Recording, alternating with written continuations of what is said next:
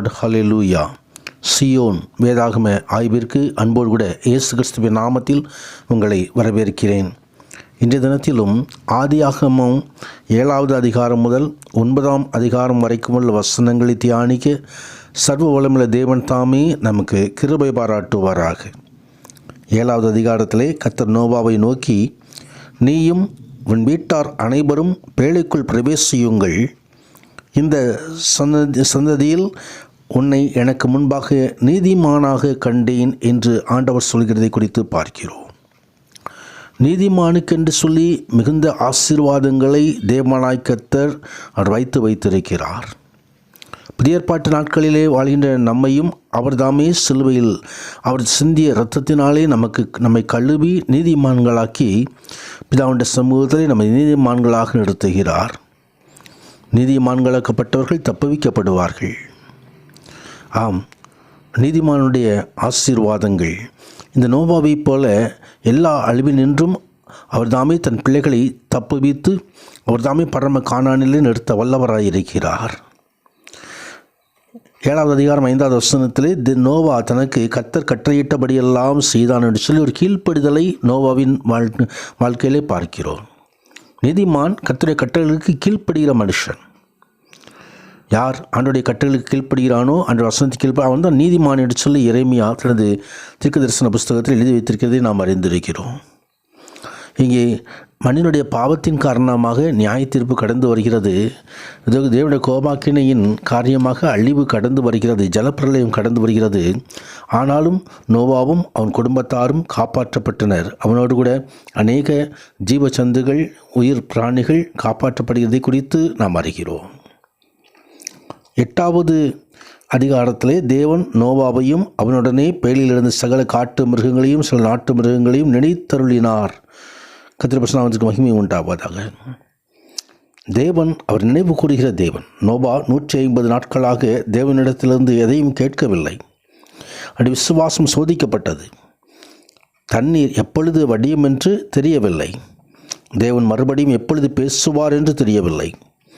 பின்னர் தேவன் நோவாவின் மீதும் அவன் குடும்பத்தின் மீதும் உள்ள கரிசனையால் அவர் கிரியைகளை நடப்பித்தார். தண்ணீரை வற்றிப்பாக செய்தார். தேவன் நம்மை நினைவு கூறுகிற தேவன். நம்ம ஒவ்வொருவரையும் நினைவு கூறுகிறார். தமது உள்ளங்கையிலே அவர் நம்மை வரைந்து வைத்திருக்கிறார். கர்த்தருடைய நாமத்திற்கு மகிமை உண்டாவதாக. அநேக காரியங்கள் தாமதமாக ஏற்படும் பொழுது, அநேக காரியங்கள் தேவன் நம்மோடு பேசாத போல் இருக்கும் பொழுதெல்லாம் நாம் சோர்ந்து போய்விடக்கூடாது. இந்த நோவாவை போல நாம் விசுவாசத்தோடு காத்திருக்க வேண்டும் என்று சொல்லி அங்கு வேதம் நமக்கு கற்றுத்தருகிறது. கர்த்தருடைய நாமத்துக்கு மகிமை உண்டாவதாக.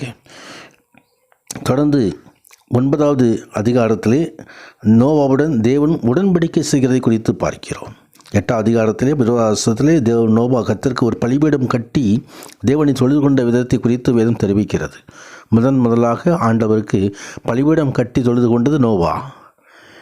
இன்னும் இந்த ஆண்டவராகி தேவன் நோவாவுடன் உடன்படிக்கை செய்கிறார். கர்த்தருடைய நாமத்திற்கு மகிமை உண்டாவது. உடன்படிக்கையின் தேவன் இனிமேல் பூமியிலே ஜலப்பிரளயம் வந்து அழிப்பதில்லை என்று சொல்லி ஒரு உடன்படிக்கை செய்கிறது குறித்து பார்க்கிறது. உடன்படிக்கை அடையாளமாக அங்கே வானவில்லை மேகத்தின் மீது ஆண்டவராகி தேவன் வைக்கிறதை குறித்தும் பார்க்கிறோம். தொடர்ந்து நோவாவின் குமாரர்களை குறித்து வேதம் தெரிவிக்கிறது. கர்த்தருடைய நாமத்திற்கு மகிமை உண்டாவதாக. நோவாவின் குமாரர் சேம், காம், யாப்பீத் அவர்களை குறித்து வேதம் தெரிவிக்கிறது. ஜலப்பிரளயத்துக்கு பிறகு உலகத்தில் சில காரியங்கள் சம்பவிக்கிறது. ஏன் என்று சொன்னால் மேலிருந்து மேகமண்டலம் தண்ணீராக வடிந்து கீழே வந்து விட்டது. இப்படி திராட்சை ரசமெல்லாம் அது புளித்து போகிற காரியத்தை குறித்து நாங்கள் எழுதப்பட்டிருக்கிறதை குறித்து பார்க்கிறோம். நோவாவுக்கு தெரியவில்லை. நோவா திராட்சை ரசத்தை குடித்து போதையில் இருக்கும்போது நடந்ததான காரியங்களை குறித்து வேதம் தெரிவிக்கிறது. அதன் மூலமாக கானான் ஒரு சாபத்தை பெற்றுக்கொள்வதை குறித்தும் வேதம் தெரிவிக்கிறது.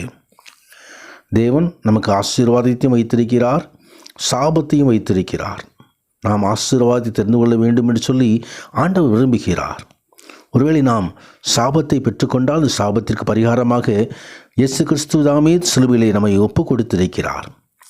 அவருடைய இரத்தத்தினால் சிலுவையின் அவர் நமக்காக ஒப்பு கொடுத்த அந்த பலியினால் நாம் சாபத்திற்கு தப்பிக்கொள்ள முடியும்.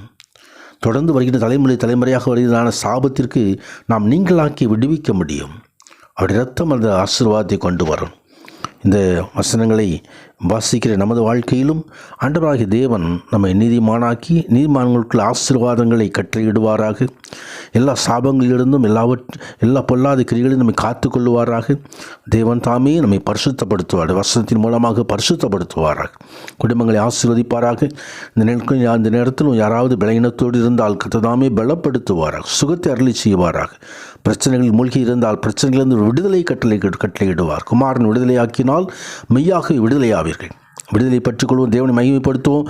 கர்த்தர் மகிமையான காரியங்களை செய்து கொள்வாராக. ஆமீன்.